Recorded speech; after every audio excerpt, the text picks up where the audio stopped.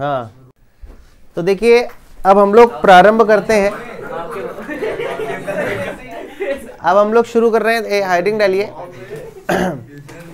Diode as a rectifier. Diode, बातें नहीं, heading डालिए डायोड एज अ रेक्टिफायर। आज हम टॉपिक शुरू कर रहे हैं डायोड एज अ रेक्टिफायर। अब डायोड एज अ रेक्टिफायर होता क्या है? सबसे पहले चीज बताइए, रेक्टिफायर्स क्या होते हैं? रेक्टिफायर्स वो डिवाइस होती हैं जो एसी को डीसी में कन्वर्ट करती हैं। ऐसी सभी डिवाइसेस जो एसी को डीसी में कन्वर्ट करें वो रेक्टिफायर कहलाती हैं। इनका बहुत इंपॉर्टेंट यूज़ है हमारे आज के इलेक्ट्रॉनिक्स मतलब सिस्टम्स में। अब जैसे कि आपको पता है कि आप अपना मोबाइल फ़ोन जब चार्ज करते हैं तो आप उसे एसी सर्किट के साथ जोड़ते हैं। बातें नहीं, ज़रा ध्यान से सुनिए। आप जब मोबाइल फ़ोन को चार्ज करते हैं तो किसके साथ जोड़ते हैं? एसी सर्किट के साथ। अब जब आप उसे एसी सर्किट के साथ जोड़ते हैं तो आपका मोबाइल फ़ोन एसी से नहीं, किससे चार्ज होता है? डीसी से चार्ज होता है। अब एसी से आप उसे कनेक्ट करते हैं, चार्ज वो डीसी से होता है। तो एसी को डीसी में कैसे कन्वर्ट किया जाए? तो एसी को डीसी में कन्वर्ट करने के लिए हम लोग डायोड्स का यूज़ करते हैं। किसका यूज़ करते हैं? डायोड्स। डायोड हमारी एक ऐसी डिवाइस है जो रेक्टिफायर का काम करती है, जो एसी को डीसी में कन्वर्ट कर सकती है। एसी को किस में कन्वर्ट कर सकती है? डीसी में। तो डायोड हमारा एसी को डीसी, जैसे आपका लैपटॉप चार्जर हो गया, मोबाइल चार्जर हो गया, ये सब क्या होता है आपके, आप इन्हें जोड़ते हैं एसी से हो, है ना, लेकिन ये चार्ज डीसी से होते हैं। तो इसका मतलब उनमें कहीं ना कहीं एक रेक्टिफायर लगा होता है जो एसी को किस में कन्वर्ट कर रहा है? डीसी में। इसके बिना आपकी डिवाइस काम नहीं करेगी। आप अपने मोबाइल फ़ोन का जो एडेप्टर है उसका वो आगे वाला जो लट्टू होता है उसे काट दीजिए, सिर्फ तार जोड़ दीजिए डायरेक्ट, आप स्विच बोर्ड से आपका फ़ोन तुरंत खराब हो जाएगा। क्यों? क्योंकि आपका फ़ोन एसी से चार्ज होने के लिए नहीं बना। किससे चार्ज होने के लिए बना है? डीसी। अब हमें मिलती एसी, हमें चाहिए डीसी, तो एसी को डीसी में कन्वर्ट करने का एक हमारे पास डिवाइस है जिसको बोला जाता है क्या? रेक्टिफायर। और हम डायोड को एज अ रेक्टिफायर यूज़ कर सकते हैं। अब डायोड को रेक्टिफायर की तरह दो प्रकार से यूज़ करा जा सकता है, diode as a full wave rectifier and diode as a half wave rectifier. अब diode as a full wave and half wave rectifier का मतलब क्या होता है, हम जरा इसको समझते हैं। तो रेक्टिफायर समझ गए क्या होता है? रेक्टिफायर्स वो डिवाइसेस हैं जो एसी को डीसी में कन्वर्ट करती हैं, और हम डायोड को एज अ रेक्टिफायर यूज़ करते हैं। Rectifier are the devices which convert AC into the DC. जो एसी को डीसी में कन्वर्ट करे वो रेक्टिफायर है, और एसी को डीसी में कन्वर्ट करने के बाद हमारा डायोड जो है वो एज अ रेक्टिफायर यूज़ किया जा सकता है। और डायोड को दो तरीके से रेक्टिफायर की तरह यूज़ करा जाता है, एक होता है हाफ वेव रेक्टिफायर और दूसरा कौन सा होता है? Full wave rectifier. तो सबसे पहले आप लोग हेडिंग डालिए diode as a rectifier, diode as a rectifier, और इसमें आप लिखें a device which convert AC into DC, a device which converts AC into DC is known as rectifier. The device which convert AC into DC is known as rectifier. जो AC को DC में convert कर दे वो rectifier है, ठीक। और अब आप लिखिए इसके बाद हेडिंग डालिए diode as a half wave rectifier. Heading डालिए diode as a half wave rectifier, diode as a half wave rectifier. अब diode as a half wave rectifier कैसे यूज़ करा जाता है ये ज़रा समझते हैं। इसके लिए मैं एक डायग्राम बनाऊंगा, एक ग्राफ बनाना पड़ेगा। तो डायग्राम और ग्राफ के थ्रू हम इसको समझेंगे कि डायोड हमारा हाफ वेव रेक्टिफायर की तरह कैसे काम करता है। तो आपने हेडिंग क्या डाली है? Diode as a half wave rectifier. शांति आपका सहयोग मांग रही है। शांत जी, ये देखिए डायोड को एज अ रेक्टिफायर यूज़ करने के लिए ये पहला डायग्राम है जो कि है diode as a half wave rectifier. हम डायोड को हाफ वेव रेक्टिफायर की तरह यूज़ कर रहे हैं। नाम से इसका काम समझ आ रहा है, हाफ वेव, और इसके बाद आएगा कौन सा? Full wave. अब रेक्टिफायर की तरह काम करने के लिए हमारे पास जो डायग्राम है, सर्किट डायग्राम है, वो ये है। हमारे पास एक ट्रांसफार्मर है, ये ट्रांसफार्मर की प्राइमरी कॉइल है। कौन सी कॉइल है? और ये ट्रांसफार्मर की कौन सी कॉइल है? सेकेंडरी। मान लो सेकेंडरी कॉइल का एंड ए है और ये सेकेंडरी कॉइल का एंड क्या है? बी। हमारे पास ये सेकेंडरी कॉइल का एंड ए और सेकेंडरी कॉइल का ये क्या है? End B. आप देख सकते हैं मैंने प्राइमरी कॉइल में नंबर ऑफ टर्न ज़्यादा बनाए और सेकेंडरी कॉइल में कम बनाए। इसका मतलब ये एक स्टेप डाउन ट्रांसफार्मर है। कैसा ट्रांसफार्मर है? हमारे घरों में जो कनेक्शन होता है वो स्टेप डाउन ट्रांसफार्मर से ही तो होता है। तो ये स्टेप डाउन ट्रांसफार्मर की सेकेंडरी कॉइल है, और हमारे घरों के कनेक्शन ट्रांसफार्मर की प्राइमरी नहीं, किस कॉइल से होते हैं? सेकेंडरी कॉइल से। अब मान लीजिए आपके घर में कोई एक डिवाइस है, मान लीजिए आपका मोबाइल चार्जर है, उसमें एक डायोड लगा हुआ है। ऑल्दो उसमें हाफ वेव नहीं फुल वेव होना चाहिए, बट ऐसे समझते हैं कि मान लीजिए आपके घर में एक लोड रेजिस्टेंस RL है और उसके साथ एक डायोड जुड़ा हुआ है। तो अगर डायोड आपके किसी घर के किसी एलिमेंट में अगर लगा हुआ है तो देखा जाए तो वो आपके घर के ट्रांसफार्मर के सेकेंडरी कॉइल से जुड़ा हुआ है। आपके घर का हर एक कनेक्शन मीटर के थ्रू पोल से कहाँ पर पहुंच रहा है, पोल पे थ्रू वायर आपके ट्रांसफार्मर तक पहुंच रहा है। यानी आपके घर का हर एक डिवाइस किससे जुड़ा हुआ है, ट्रांसफार्मर की सेकेंडरी कॉइल से।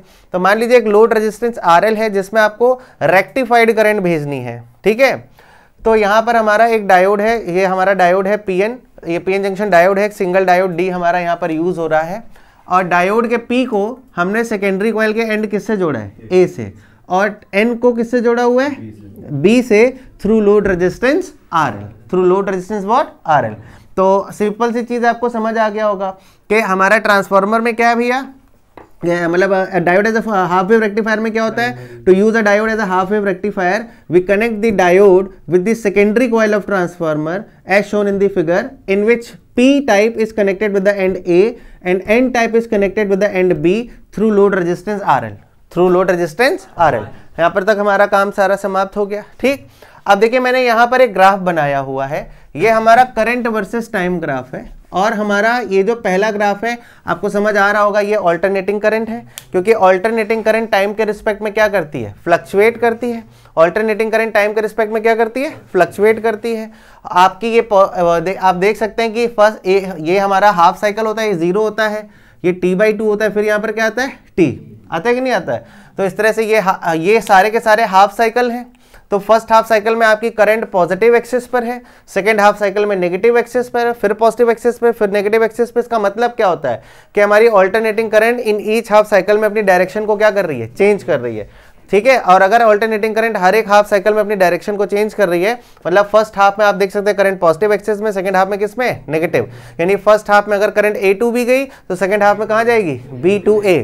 मेरी बात समझ गए। तो अब ये कब पॉसिबल है, जब पोलैरिटी चेंज हो रही हो। जब क्या चेंज हो रही हो, पोलैरिटी। भाई आप मान लीजिए करंट हमेशा पॉजिटिव से किधर जाती है, नेगेटिव। यानी फर्स्ट हाफ में ये पॉजिटिव रहा होगा और ये क्या रहा होगा, नेगेटिव, तो करंट गई होगी A to B। फिर सेकंड हाफ में ये पॉजिटिव हो गया होगा और ये क्या हो गया होगा, नेगेटिव, क्योंकि ऑल्टरनेटिंग करंट है, तो अब करंट की डायरेक्शन चेंज हो गई होगी। यानी इस तरह से हर एक हाफ साइकिल में करंट अपनी डायरेक्शन को चेंज कर रहा है। अब कैसे रेक्टिफायर की तरह काम कर रहा है हमारा डायोड, तो आइए जरा ध्यान से समझते हैं।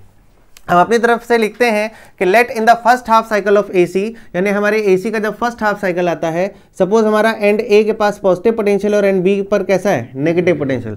एंड A पर कैसा है, पॉजिटिव, और B पर कैसा है, negative. In this situation P किससे जुड़ा हुआ है, पॉजिटिव से, और N किससे जुड़ा हुआ है, नेगेटिव से। अगर P पॉजिटिव से और N नेगेटिव से जुड़ा हुआ है तो फर्स्ट हाफ साइकिल में हमारा डायोड फॉरवर्ड हुआ कि रिवर्स, और अगर ये फॉरवर्ड बायस्ड हुआ तो करंट को फ्लो होने देगा कि नहीं होने देगा, इसके थ्रू करंट पास होगी। तो इसका मतलब कि इन the first half cycle of AC end A, और A से लेके B तक हमारा आफ्टर रेक्टिफिकेशन डायोड इसको करंट पास होने दे रहा है। अब अगला हाफ साइकिल आता है AC का, और ये कैसा चार्ज हो जाता है, नेगेटिवली। इस पर नेगेटिव पोटेंशियल आ जाता है, इस पर कैसा आ जाता है, पॉजिटिव। अब जब इस पर नेगेटिव और इस पर पॉजिटिव आ गया तो A किससे जुड़ा है, नेगेटिव से, और P किससे जुड़ा है, नेगेटिव से, और N किससे जुड़ा है, पॉजिटिव से। इस वक्त हमारा डायोड फॉरवर्ड हो गया कि रिवर्स हो गया। अगर हमारा डायोड रिवर्स हो गया तो डायोड के थ्रू करंट पास होगी कि नहीं होगी, नहीं होगी। डायोड अलाउ नहीं करेगा कि करंट इसके तरह थ्रू पास हो, यानी नेगेटिव हाफ को उसने रेक्टिफाई कर दिया। नेगेटिव हाफ को क्या कर दिया, रेक्टिफाई। फिर अगला हाफ साइकिल आया, अगले हाफ साइकिल में क्या आया, पॉजिटिव, फिर ये क्या हो गया, नेगेटिव, इसके बाद फिर से पॉजिटिव पोटेंशियल आ गया, इसके बाद फिर से नेगेटिव पोटेंशियल आ गया। अब फिर से हमारा डायोड किसमें हो गया, फॉरवर्ड, क्योंकि P जुड़ गया पॉजिटिव से और N जुड़ गया किससे, नेगेटिव से। तो यानी कि यहाँ पर रेक्टिफिकेशन हो गया। उसके बाद तीसरे हाफ में फिर से करंट पास हुई कि नहीं हुई। अब फिर उसके बाद अगला नेक्स्ट हाफ साइकिल आया, फिर से ये नेगेटिव हो गया, फिर से ये क्या हो गया, पॉजिटिव, फिर से हमारा डायोड किसमें हो गया, रिवर्स बायस, क्योंकि P जुड़ गया नेगेटिव से और N जुड़ गया किससे, पॉजिटिव से। तो फिर से डायोड के थ्रू करंट पास नहीं होगी, और इस तरह से एक हाफ साइकिल में करंट पास होगी, फिर नेगेटिव हाफ में नहीं होगी, फिर पॉजिटिव हाफ में होगी, फिर नेगेटिव हाफ में नहीं होगी, फिर पॉजिटिव हाफ में होगी। और यानी कि आपका डायोड हाफ वेव को क्या कर रहा है, रेक्टिफाई कर रहा है। तो इस तरह से डायोड हमारा किसकी तरह काम कर रहा है, हाफ वेव रेक्टिफायर, किसकी तरह काम कर रहा है। और ये लिख आपके एग्जाम में अगर आता है तो सिंपल सा डायग्राम और सिंपल सा आपको एक ग्राफ बनाना है। आपके लिए ये 3 नंबर का बड़ा अच्छा प्रश्न है। और आपको लिखना क्या होगा, आप ध्यान से सुन लीजिए कि let to use a diode as a half wave rectifier we connect a diode with the secondary coil of transformer as shown in figure where the P is connected with the end A and N is connected with the end B through load resistance RL. Through load resistance what RL। फिर उसके बाद आप लिखोगे working, working में लिखोगे let in the first half cycle of AC end A has positive potential when the end B has negative potential. In this situation P is connected with positive and N is connected with negative, which means diode is in what forward bias. Diode हमारा forward bias है, then it will allow to pass the current. ठीक, now in the second half cycle of AC and A has negative potential while the and B has positive potential. In this situation our diode is in reverse biasing, so the current will not pass through the diode and the phenomena goes on, and by this way our diode work as half wave rectifier, because हमारा जो diode है वो negative half को क्या कर रहा है, rectify कर रहा है, वो अलाउ नहीं कर रहा है पास होने के लिए। मेरी बात समझ गया कि नहीं समझे? तो हमने यहाँ पर रेक्टिफिकेशन कर दिया। क्या कर दिया? रेक्टिफिकेशन। AC को DC में कन्वर्ट करा। AC को किस में कन्वर्ट करा? लेकिन भैया ये जो DC कन्वर्जन हुआ है, क्या ये DC हमारे किसी काम का दिख रहा है? इसमें AC इंप्रेशन रह गया है। ठीक, देखो AC की दो प्रॉपर्टी हैं। AC करंट के लिए दो चीजों का उसके पास होना जरूरी, एक तो वो फ्लक्चुएटिंग हो, ठीक, जो कि आप देख रहे हो फ्लक्चुएट कर रहा है। दूसरा वो अपनी पोलैरिटी को चेंज भी करे। हमने अभी सिर्फ क्या करा, इसकी पोलैरिटी को सेम किया है, यानी अभी हमने इसको डीसी में कन्वर्ट किया है, लेकिन प्रॉपर डीसी में कन्वर्ट अभी नहीं हो पाया है, बिकॉज अभी इसने अपना फ्लक्चुएटिंग नेचर नहीं छोड़ा है। तो यानी कि आपका जो नॉर्मल डायोड्स होते हैं वो एसी को डीसी में कन्वर्ट तो करते हैं, लेकिन वो डीसी फ्लक्चुएटिंग होती है, क्योंकि उसमें कुछ इंप्रेशन किसका रह जाता है, एसी का। मैंने क्या बताया, ऑल्टरनेटिंग करंट की दो प्रॉपर्टीज हैं, एक तो वो फ्लक्चुएटिंग है और दूसरी वो अपनी डायरेक्शन क्या कर रहा है, चेंज कर रहा है। तो अभी आपने डायरेक्शन चेंज करने वाला फैक्टर तो हटा दिया, इसको रेक्टिफाई कर दिया, लेकिन अभी देखो फ्लक्चुएटिंग नेचर नहीं गया, तो क्या प्रॉपर डीसी कन्वर्जन हुआ? मतलब एक तरह से देखा जाए तो एसी प्लस डीसी है। क्या है? एसी प्लस डीसी, मतलब डीसी के साथ कुछ इंप्रेशन किसका रह गया है, एसी का। और कौन सा इंप्रेशन रह गया? Fluctuating nature. तो उसको गायब करने के लिए हम आगे फिल्टर सर्किट्स का यूज करते हैं। किसका यूज करते हैं? मैं आपको भी बता दूंगा फिल्टर सर्किट्स क्या होते हैं, लेकिन अभी आपको समझ आ गया ना? लिख पाओगे कि नहीं लिख पाओगे? सिंपल है, याद हो गया होगा? नहीं, अबे नहीं याद हुआ? ठीक है ना? तो अब आप ये डायग्राम बनाइए, हाँ, और लिखिए इसे।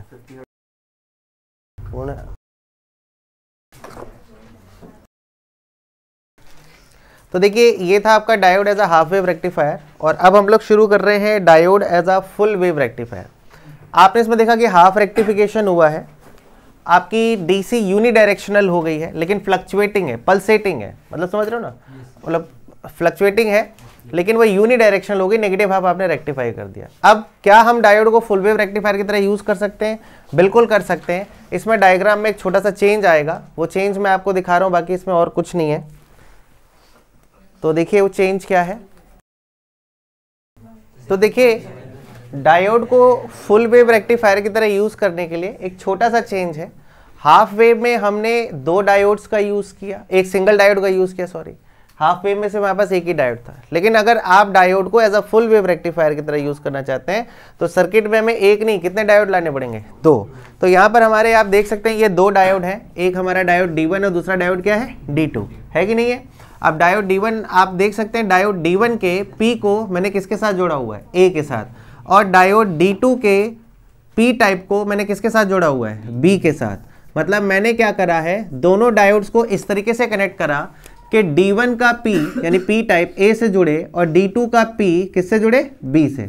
और दोनों डायोड्स D2 के, दोनों डायोड्स D1 और D2 के N टाइप को, यानी इसके N टाइप को और इसके N टाइप को मैंने इस ट्रांसफार्मर की सेकेंडरी कॉइल के मिड पॉइंट के साथ जोड़ा हुआ है through load resistance RL, through load resistance what, RL। और इसको मैं 0 वोल्ट पे मानता हूँ। किस पे मानता हूँ? 0 वोल्ट पे। देखिए, ये डायोड D2 है और ये डायोड क्या है, D1। तो सबसे पहले D1 के P को किसके साथ जोड़ा, A के साथ। D2 के P को किससे जोड़ा, B के साथ। मेरी बात समझे कि नहीं समझे?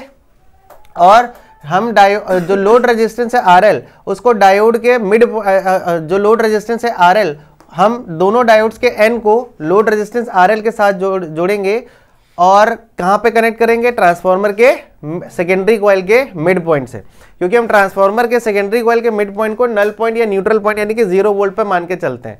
देखो, मैं इसे पॉजिटिव ले रहा हूं और इसे क्या ले रहा हूं, नेगेटिव, या इसे नेगेटिव ले रहा हूं और इसे पॉजिटिव ले रहा हूं। तो यानी कि अगर ये पॉजिटिव वैल्यू कंटेन कर रहा है, नेगेटिव कंटेन कर रहा है, तो बीच में एक 0 आएगा कि नहीं आएगा? +20 से -20 के बीच में जाओगे तो बीच में 0 पड़ेगा कि नहीं पड़ेगा? भाई आपके एक तरफ +20 आप लिखो, एक तरफ कितना लिखो, +20, और दूसरी तरफ कितना लिखो, -20। तो बीच में एक जीरो पड़ने वाला, ओरिजिन पड़ने वाला है कि नहीं पड़ने वाला। ठीक उसी तरीके से अगर मैं इसे पॉजिटिव पोटेंशियल ले रहा हूँ, नेगेटिव पोटेंशियल ले रहा हूँ, तो बीच में कहीं क्या होगा, जीरो पोटेंशियल भी होगा। तो वो जीरो पोटेंशियल में ट्रांसफार्मर के किसको मान के चलता हूँ, सेकेंडरी कॉइल के मिड पॉइंट को। मेरी बात समझ गए। तो to use a diode as a full wave rectifier we use two diodes D1 and D2. The P side of diode D1 and D2 are connected with the end A and B respectively, while the N type of both diodes are connected with the midpoint of the secondary coil of transformer through load resistance RL as shown in the figure. अगर आपसे कोई पूछता है कि mid point से क्यों जोड़ा है, तो आप बोलोगे भाई हम इसको हाफ, इसको या तो पॉजिटिव लेंगे या इसको क्या लेंगे, नेगेटिव, या इसको पॉजिटिव और इसको क्या ले रहे थे, नेगेटिव। इन दोनों सिचुएशन में बीच में एक पॉइंट होगा जो कौन सा, कैसे पोटेंशियल पर होगा, जीरो पोटेंशियल पे। तो हमने बोला कि ट्रांसफार्मर का सेकेंडरी कॉइल का, ट्रांसफार्मर की सेकेंडरी कॉइल के जो सेकेंडरी कॉइल है उसका मिड पॉइंट जो है उसको हम जीरो पोटेंशियल पर लेके चल रहे हैं। मेरी बात समझ गए। तो ये सिंपल सा इसका आपका डायग्राम हो गया। यानी कि अगर देखो तो एन हमेशा जीरो पे रहेंगे, एन हमेशा किस पे रहेंगे, मतलब अगर आप इसको 0 वोल्ट मान के चल रहे हो तो ये भी 0 वोल्ट, इसका एन भी 0 वोल्ट और इसका एन भी क्या होगा, 0 वोल्ट होगा। होगा कि नहीं होगा। अब हम अपनी वर्किंग को समझते हैं। Let in the first half cycle of AC end A has positive potential while the end B has what, negative potential. तो अगर ये इसका P जुड़ गया किससे, नेगेटिव से, इसका P जुड़ गया किससे, पॉजिटिव से। अरे जुड़ा कि नहीं जुड़ा। तो अगर इसका P पॉजिटिव से जुड़ गया है तो डायोड D1 फॉरवर्ड बायस्ड होगा कि नहीं होगा, जबकि डायोड D2 किस में हो जाएगा, रिवर्स बायस्ड, क्योंकि ये नेगेटिव और ये जीरो है तो ये मोर नेगेटिव हो गया P, तो ये आपका रिवर्स बायस्ड हो गया। तो D1 फॉरवर्ड हो गया, D2 क्या हो गया, रिवर्स। यानी पहले हाफ में करंट किसके थ्रू पास होगी, D1 के थ्रू की D2 के थ्रू, D1। यानी पहला रेक्टिफिकेशन किसके थ्रू हो रहा है, D1 के थ्रू हो रहा है। फिर सेकेंड हाफ साइकिल आएगा, मैंने मान लिया A कैसा हो गया, नेगेटिव, और B कैसा हो गया, पॉजिटिव। अब ये ऊपर D1 किस में हो गया, रिवर्स बायस, D2 किस में हो गया, फॉरवर्ड बायस। अब जो रेक्टिफिकेशन करेगा कौन करेगा, D2। ठीक है, करंट किसके थ्रू पास होगी, D2 के थ्रू पास होगी।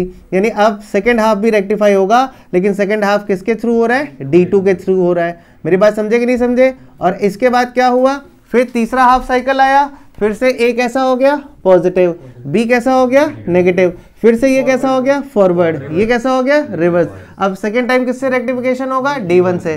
तो यानी कि अगला रेक्टिफिकेशन अब किसने कर दिया, D1 ने। फिर आया फोर्थ हाफ साइकिल, तो ये फिर से क्या हो गया, नेगेटिव, ये क्या हो गया, पॉजिटिव। अब D2 किस में हो गया, रिवर्स, D2 हो गया फॉरवर्ड, और D1 कैसा हो गया, रिवर्स। अब करंट किसके थ्रू पास होगी, D2 के थ्रू। यानी कि अगला रेक्टिफिकेशन किसने कर दिया, D2। तो आप देख सकते हैं कि यहाँ पर हो क्या रहा है। इससे पहले वाले में हमारे पास एक ही डायोड था, तो सिर्फ उसी को अपॉर्चुनिटी मिल रही थी रेक्टिफिकेशन करने की। लेकिन अब हमारे पास दोनों डायोड्स हैं, तो जिस वक्त ये फॉरवर्ड है तो ये क्या होगा, रिवर्स। तो रेक्टिफिकेशन कौन कर देगा, D1। जब ये फॉरवर्ड होगा तो ये क्या हो जाएगा, रिवर्स। रेक्टिफिकेशन कौन कर देगा, D2। यानी कि अब हमारा नेगेटिव हाफ भी रेक्टिफाई होकर ऊपर की तरफ चला गया। अब आपने एक तरीके से पूरे फुल साइकिल को रेक्टिफाई कर दिया। किसको रेक्टिफाई कर दिया, यानी कि अब हमारा डायोड फुल वेव रेक्टिफायर की तरह काम कर रहा है। यानी कि हमारा डायोड जो है अब उसने पूरी करंट को किस में कन्वर्ट कर दिया, DC में, लेकिन यूनिडायरेक्शनल कर दिया है। लेकिन अभी इसमें AC इंप्रेशन है, AC कंपोनेंट जुड़ा हुआ है, क्योंकि फ्लक्चुएटिंग है। कैसा है, फ्लक्चुएटिंग। तो यानी कि डायोड हमारा यहां पर किसकी तरह काम कर रहा है, किसकी तरह काम कर रहा है, फुल वेव रेक्टिफायर। तो एक बार जरा ध्यान से सुन लीजिए, फिर लिख लीजिएगा। To use a diode as a full wave rectifier we connect two diodes D1 and D2 with the secondary coil of transformer as shown in the figure. P sides of both diodes are connected with the end A and B respectively, while the N type of both diodes are connected with the midpoint of secondary coil through load resistance RL. फिर उसके बाद working में क्या आएगा, let in the first half cycle of AC and A has positive potential while the end B has negative potential. And A has what, positive potential, and then B has what, negative potential. In this situation, and A has positive potential while the B has negative potential. In this situation, diode D1 is in forward biased while the D2 is reverse biased. मेरी बात समझ गए। तो so the current will pass only through diode D1. Now in the second half cycle of AC, and A has negative potential while the B has positive potential. In this situation, the current will pass only through the diode D2. ठीक है ना, and the phenomena goes on, and by this way our diode work as what, full wave rectifier. तो diode को full wave rectifier की तरह समझ गए ना, क्या हुआ, वर्किंग समझ आ गई, आसान है। एक बार ये पॉजिटिव और एक बार ये क्या होगा, नेगेटिव। तो एक डायोड हमेशा फॉरवर्ड रहेगा तो दूसरा कैसा हो जाएगा, रिवर्स। तो हर बार कोई ना कोई एक डायोड रेक्टिफिकेशन करेगा और इस तरीके से हम डायोड को फुल वेव रेक्टिफायर की तरह यूज कर सकते हैं। मेरी बात समझे कि नहीं समझे? अब इसे आप डायग्राम, चलिए फिल्टर सर्किट्स, हेडिंग डालिए फिल्टर सर्किट्स, हेडिंग डालिए फिल्टर सर्किट्स। बातें नहीं, अब जरा ध्यान से सुनिए फिल्टर सर्किट्स क्या है। देखिए ऐसा है, जैसा कि आपने देखा कि ये जो हमें डीसी मिल रही है ये यूनि डायरेक्शनल तो है कि एक ही डायरेक्शन में चल रही है, नेगेटिव हाफ आपने रेक्टिफाई कर दिया है। लेकिन समस्या ये है यूनि डायरेक्शनल के साथ साथ इसमें एसी कंपोनेंट सुपर इंपोज हो चुका है। क्यों? माना कि ये डीसी करंट यूनि डायरेक्शनल है लेकिन फ्लक्चुएटिंग है। कैसी है? पल्सेटिंग है, फ्लक्चुएट कर रही है। और ऐसी डीसी करंट हमारे किसी काम की नहीं है, हमें इसे कांस्टेंट डीसी में बदलना है। अब मतलब कि ये जो आपको डीसी करंट मिली है ये इसमें एसी प्लस डीसी दोनों सिचुएशन, दोनों कंपोनेंट आ गए। अब एसी कंपोनेंट अलग करना है और डीसी कंपोनेंट अलग करना है। इसके लिए हम फिल्टर सर्किट्स का यूज करते हैं। किसका यूज करते हैं?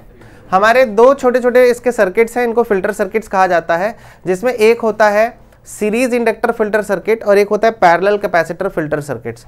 तो सबसे पहले आप जरा लिखिए फिल्टर सर्किट्स में लिखिए the direct current, filter circuits में लिखिए the direct current obtain from the diode, the direct current obtain from the diode is unidirectional but fluctuating in nature, is unidirectional but fluctuating in nature due to superimposition of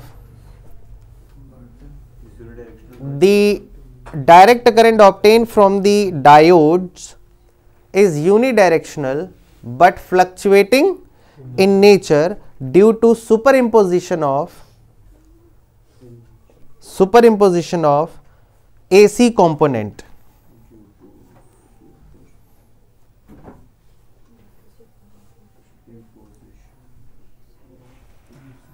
ठीक है, to filter the AC component, full stop के बाद, to filter the AC component from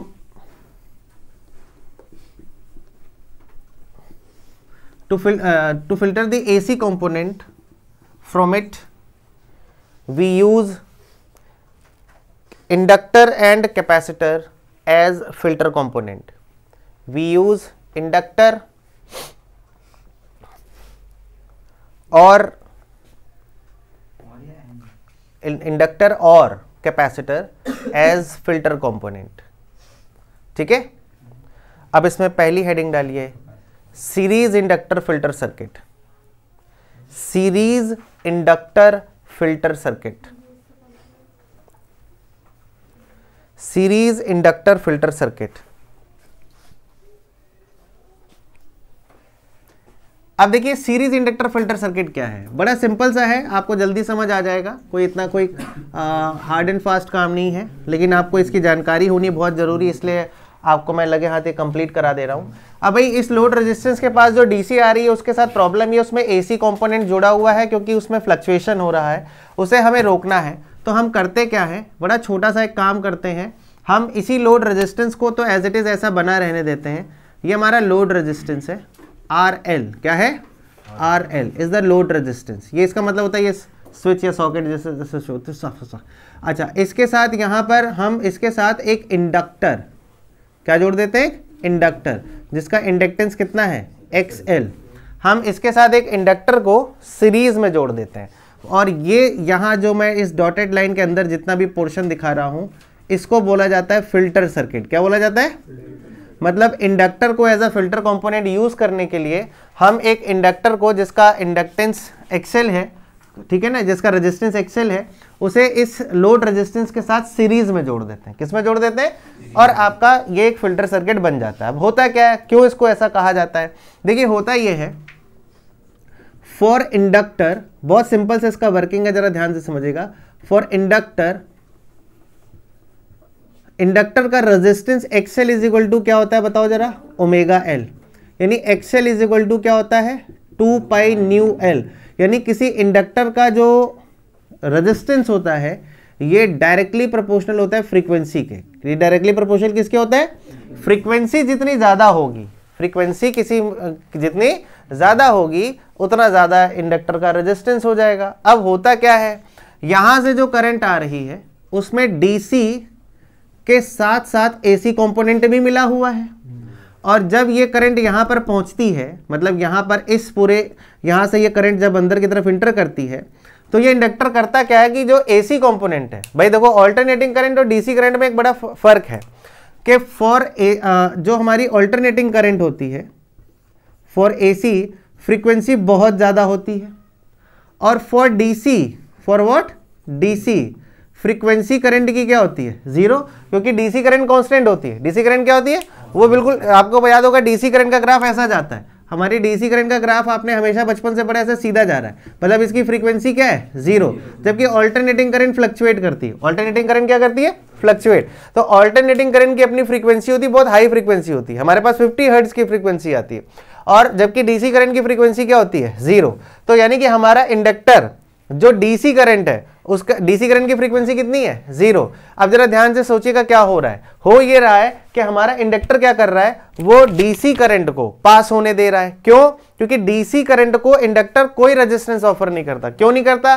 क्योंकि DC current की frequency क्या होती है? Zero. अब चूंकि डीसी करंट की फ्रीक्वेंसी जीरो है तो डीसी करंट के लिए एक्सएल भी क्या होगा? जीरो। यानी कि कॉइल उसको बिल्कुल नहीं रोकेगा, कहेगा मैं आपको तो रेजिस्टेंस ऑफर ही नहीं कर सकता, आप इतना ईमानदार आदमी है, ठीक है।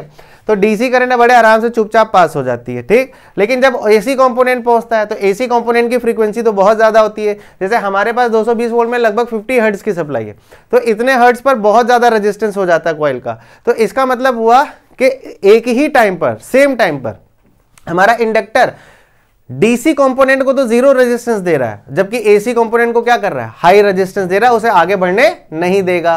तो यानी कि वो किसे ब्लॉक कर देगा? एसी को। और किसे आगे पास होने देगा? डीसी को। यानी कि अब अगर आपने इसके साथ एक कॉइल को सीरीज में जोड़ दिया है तो कॉइल को सीरीज में जोड़ने पर कॉइल किसको ब्लॉक कर देगी? एसी को, क्योंकि एसी की फ्रीक्वेंसी बहुत ज्यादा होती है। तो हमारी जो कॉइल है वो एसी को इनफाइनाइट रेजिस्टेंस ऑफर करेगी, एसी कंपोनेंट को, और उसे आगे बढ़ने नहीं देगी। जबकि डायरेक्ट करंट जो होती है उसकी फ्रीक्वेंसी क्या होती है? जीरो। तो डायरेक्ट करंट को ये पूरा स्वागत करेगी, आप आइए और निकल जाइए अपने रास्ते की तरफ, अपने टारगेट की तरफ, क्योंकि आपका फ्रीक्वेंसी जीरो है तो मैं आपको बिल्कुल भी रेजिस्टेंस ऑफर नहीं कर सकता। And by this way we use inductor as a filter component. और ये पूरी सर्किट आपका क्या कहलाया? Filter circuit. क्या कहलाया? Filter circuit. समझ गए मेरी बात को? अरे क्लियर हुआ कि नहीं हुआ? तो आप लोग एक बनाओ ये डायग्राम, क्या बनाओ नहीं का?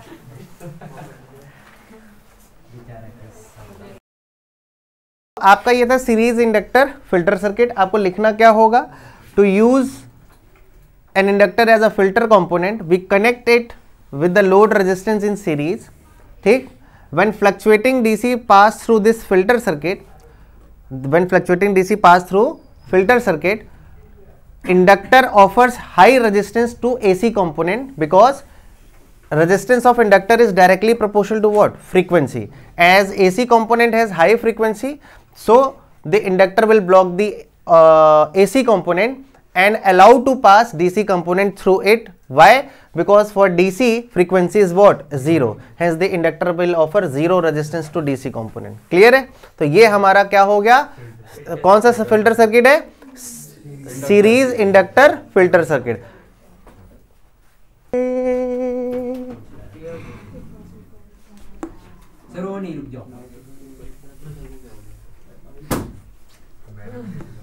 गुफ्फा आ गया, गुफ्फा। चलिए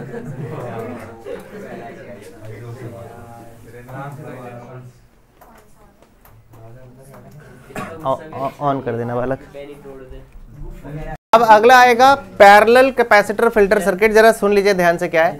आपने जो अभी पढ़ा वो था सीरीज इंडक्टर फिल्टर सर्किट, अब आएगा पैरेलल कैपेसिटर फिल्टर सर्किट। करते क्या है? करना कुछ नहीं होता है, जहां ये बातें नहीं, जहां पर आपने एक इंडक्टर को सीरीज में जोड़ा था। किसमें जोड़ा था? सीरीज में। जहां पर आपने एक इंडक्टर को सीरीज में जोड़ा था, अब उसकी जगह आप एक कैपेसिटर को कैसा जोड़ दीजिए? पैरेलल।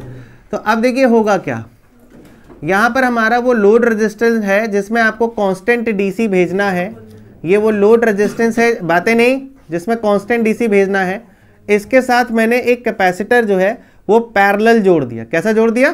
पैरेलल, जिसका कैपेसिटेंस C था। अब अगर मैं एक कैपेसिटेंस जोड़ दूंगा पैरेलल, तो अब ये जो आपका फिल्टर सर्किट बन रहा है इसको नाम दिया गया है पैरेलल कैपेसिटर फिल्टर सर्किट। और इसका काम भी बच्चों बहुत आसान है। क्या? देखिए जरा, देखिए फॉर कैपेसिटर, अरे वंस टू कैपेसिटर का resistance XC is equal to क्या होता है? 1/ωc। अरे इधर ध्यान से देखिए, XC इज इक्वल टू क्या होता है? 1/ωc, यानी XC is equal to 1/2π/c, यानी कैपेसिटर का resistance is inversely proportional to what? Is inversely proportional to what? Frequency.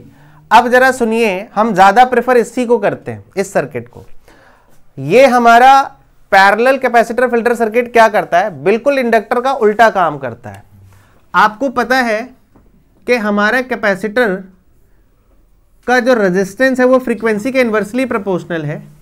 तो फॉर AC फ्रीक्वेंसी बहुत क्या होती है? हाई, जबकि फॉर DC फ्रीक्वेंसी क्या होती है? 0। अब होता क्या है, अब जरा ध्यान से सोचिए, हमारा कैपेसिटर का रेजिस्टेंस फ्रीक्वेंसी के इनवर्सली प्रोपोर्शनल है और डीसी की फ्रीक्वेंसी क्या होती है? 0। तो अगर डीसी की फ्रीक्वेंसी 0 यहां 0 कर दो तो XC क्या हो जाएगा? इनफाइनाइट। यानी कि हमारा कैपेसिटर डीसी कंपोनेंट को इनफाइनाइट रेजिस्टेंस देता है और बिल्कुल भी अलाउ नहीं करता कि डीसी कंपोनेंट इसके थ्रू पास हो सके। जबकि हमारे एसी कंपोनेंट की फ्रीक्वेंसी बहुत क्या होती है? हाई। तो ये उसका बहुत स्वागत करता है, कहता है आपकी फ्रीक्वेंसी बहुत हाई है तो आपके लिए मैं बहुत कम रेजिस्टेंस ऑफर करूंगा। अब कम करंट हमेशा कहां प्रेफर करती है? जहां कम रेजिस्टेंस ऑफर हो। तो एसी मतलब यहां से आ रहा है डीसी प्लस एसी, तो इधर कौन चला जाएगा? डीसी, और इधर कौन आ जाएगा? एसी, क्योंकि एसी को ये लो रेजिस्टेंस ऑफर कर रहा है। तो आपके लोड रेजिस्टेंस में बेसिकली क्या जानी थी? डायरेक्ट करंट, जो कि लोड रेजिस्टेंस में पहुंच गई और एसी करंट बाईपास हो गई। क्या हो गई? इसे बाईपास सर्किट बोलते हैं कि यहां से एसी प्लस डीसी आ रहा था, एसी चली गई कैपेसिटर में, डीसी चली गई किसमें? लोड रेजिस्टेंस में, और आगे फिर से एसी प्लस डीसी आके अपना आगे बढ़ गई वो करंट। मेरी बात समझ रहे हो? तो इसका मतलब ये हुआ कि अगर आप कैपेसिटर को यूज करना चाहते हैं to use a capacitor as filter component, we connect it parallel with the load resistance. ठीक है? Now we know that the resistance of capacitor XC is 1/ωc, which shows that the resistance of capacitor is inversely proportional to frequency, right? तो अब इससे क्या होगा कि इसकी वजह से हमारा जो कैपेसिटर है वो डीसी, चूंकि डीसी की फ्रीक्वेंसी 0 होती है, तो डीसी की फ्रीक्वेंसी 0 होने की वजह से फॉर डीसी कैपेसिटर का रेजिस्टेंस क्या हो जाएगा? इनफाइनाइट। क्या डीसी प्रेफर करेगी इनफाइनाइट रेजिस्टेंस में जाने की? नहीं। इनफाइनाइट रेजिस्टेंस मतलब कि डीसी बिल्कुल, ये डीसी को बिल्कुल प्रेफर नहीं करेगा कि इसके थ्रू पास हो। किसको सिर्फ अलाउ करेगा? और एसी इसके थ्रू पास नहीं हो, मतलब एसी इसके थ्रू पास हो जाएगी लेकिन डीसी पास नहीं हो पाएगी। तो डीसी कहां जाएगी? लोड रेजिस्टेंस में, जहां से जाना चाहिए। तो डीसी चली गई लोड रेजिस्टेंस में और एसी चला गया कैपेसिटर में, और ऐसे सर्किट को हम लोग बोलते हैं बाईपास सर्किट। क्या बोलते हैं? And by this way capacitor work as filter component and this circuit is known as what? Parallel capacitor filter circuit. That's it.